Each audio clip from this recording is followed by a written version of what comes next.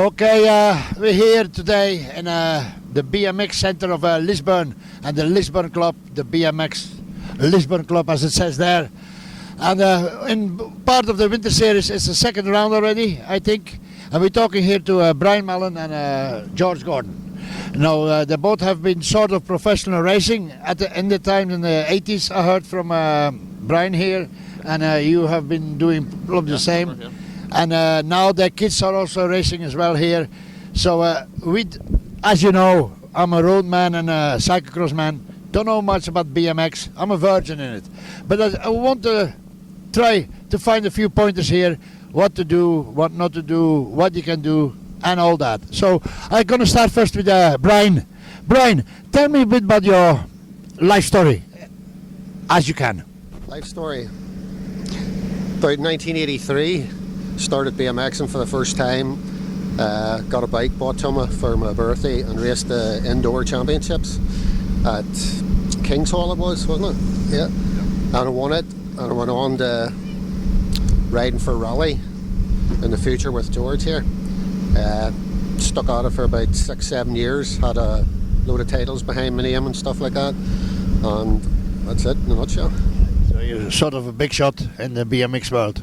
Well, I wouldn't say that. It was okay. You had a podium at the British Championships in what year? Yeah. What year? 86, 85. 85, I think it was, yeah. Second? Third, yeah, which was a big thing then, yeah. And what about you, George? Yeah, well, I rode with Brian. We were great rivals, great friends. Went to school together. We were in the club here in the 80s together. I rode for Raleigh initially, and then Brian came on board. I had a short spell with GT as well, with the local GT team. And yeah, we travelled the country and travelled the UK. Lots of time away and great times during not so good times in Northern Ireland at that point. And yeah, we had lots of friends in England and the south and all over. It was, yeah, great. And now you give something back to the sport. Like I've cycled before. I give something back now in a certain way because it's my life, and it's probably your life as well. You know, how did it progress then after? Like here, this beautiful part of a course, you know, but I'm actually impressed, you know, and I see a lot of young kids because that's what we like as well, the youngsters bringing up because otherwise we dry out. So how did it all start here, the BMX club?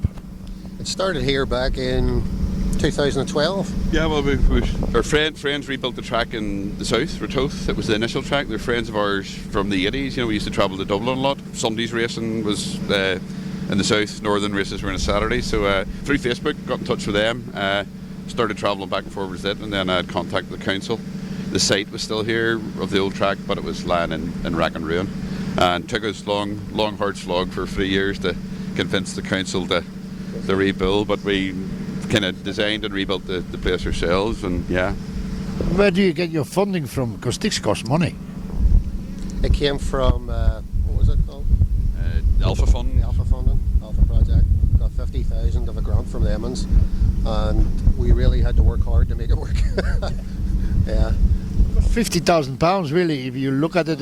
No. We were getting figures of 90 to 100 to come in to get contractors to do this. Yes. Turnkey 130. So all us guys just give up most of our hours, the days and the weekends. £15,000 from the council as well. They chipped in, so it's 65 in total, which is what was pretty unrealistic. The Ratoath Club gave us their start gate, which we've now replaced. Brian built that new pro start gate we have. So they give us the start gate, which was effectively the reason that helped us open. We couldn't have been open as a racetrack without them gifting us that gate. And from what sort of age can you actually start? I see you very young boys and girls. Striders riding here at 3 years old. Really? Yeah. And in between motos, once we finish the motos, we'll go back and we'll probably have a little strider race for the kids. But as young as 3. And how many would progress? Because, you know, I see in the cyclocross and in the road cycling, it go down after a while when they become junior. We're only open a short time for 4 years, so at that stage we can't really estimate at the minute, but the ones that started at the start are still here and progressing, and hopefully we'll go further. We've got big numbers in that 8 through to 12-year-old, which are the kids that started 4 years ago, you know, at very young. So we're only starting to see those numbers filter through now. But no, there's natural drop-off and naturally more riders come on board. But no, we're holding riders pretty well, yeah. I once was looking at the Facebook page of Cycling Ireland, the BMX Ireland, and I saw a photograph of you going to the world. There was a group of 40 or 50 kids there. It was amazing because you don't see that in the road, because you're lucky if you get a few chosen. Same in the cyclocross, a few only get chosen because for some reason there is no money for it, or the money gets spent on things that they shouldn't spend, but that's my opinion. But here it seems like it works. Yeah, definitely. Funded by ourselves and partly funded by parents. So how much would it be as a young lad to start the sport? Say you're 6-7 years old, you're interested. How much would the parent cost to get you on the road or on the park? Second hand bike, 150 to 200. Brand new, 300 to 400. Safety gear, £100 would buy you everything. So you could be estimating £300 to £400 by the time you have the gear, whether it's second hand or new. Then you need a license as well, a cycling on license, plus your club license as well. Yeah, the club membership. Yeah. So for about £500-600, you can race a year. Oh, yeah. And then after that, it's up to you, because I've seen people spending thousands of pounds on bikes, on young kids. What I don't think it's mad in my eyes, because if they just say, no, Dad, I have enough, that's it. But here, if that cost, it's not a bad thing. If they stop, then it's a little loss, So, but how far can you go money-wise when you become good at it? Ask Brand, a big man, for his trick bits, his bike's parked over there, a bit of carbon fibre. Well, my bike's got carbon wheels and carbon forks and stuff like that. My bike could average about 2,500 if you're buying it new. But you could go higher if you're buying carbon frames. They're starting at £1,000, before you put everything else on it. And then your safety gear. Well, safety gear's not too bad. It's your fine bone china, so I will spend quite a lot of money on the helmet. I don't really care. That's the main thing, to make sure the head's got a good helmet. Yeah. But you could spend 400 on a helmet, and clothes and gear another 150. But again, starting from 40-50 quid, you could buy perfectly legit good helmet for a kid. And what we find here as well, whenever kids start and people buying second-hand bikes, those bikes end up, people move on, they upgrade, but they sell on to new kids in the club, and it's great to see the equipment filtering down through like that. Yeah, it really amazed me. As I said, I'm a virgin to the sport, just want to know. But I also have noticed that the young ones are not clipped in. They're not? Not clipped in. Oh, no. Rules are not allowed to be clipped in. 15 and under is BMX Ireland's rules over here. You have to learn to ride in flats before you can use clips. Do you get much injuries? You can get injured, yeah. You can, but I mean, there's nobody seriously injured. There's been a few broken bones and bits and pieces, but nothing, I mean, even you road guys can manage to slide off here and there and break a few bones. No, nothing. There are injuries, and most of the kids bounce fairly well. Us older guys, maybe not so much. And does the Cycling Ireland license, the insurance of it, cover things? Because there was a big there in Cork that they actually closed the park.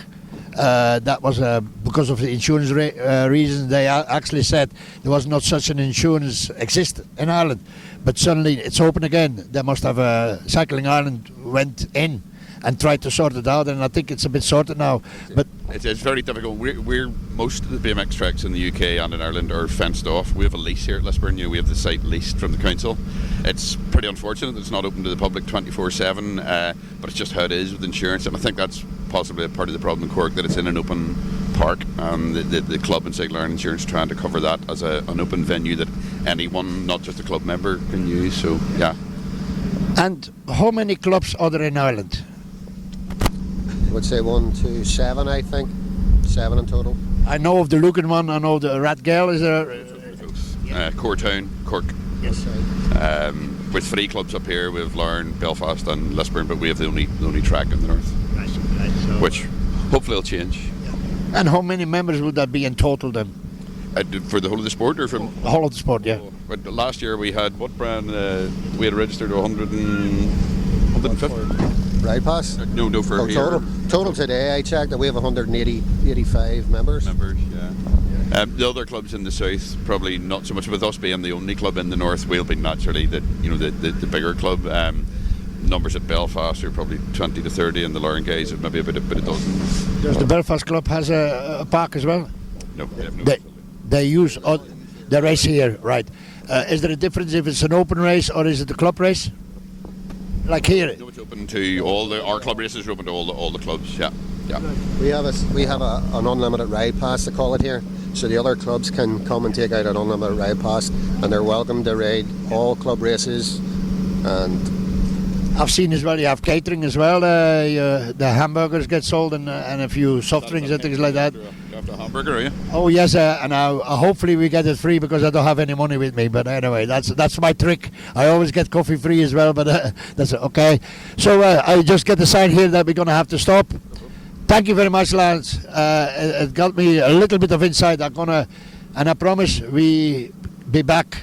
Yeah. Because this I'm looking forward now to see the kids going up, and also I've noticed kids have fun here, and that's the basic of any sport. If you don't have fun, you never get to the 18-year age where you're gonna progress, because when you're 18, plenty of time to get serious. Before you that, have fun. And the parents are not too bad here, because I've seen places where parents are really bad, shouting away. I had it myself and it didn't work, so well done, congratulations for this, and thanks for talking to us. Sure. Okay, Sure. thank you.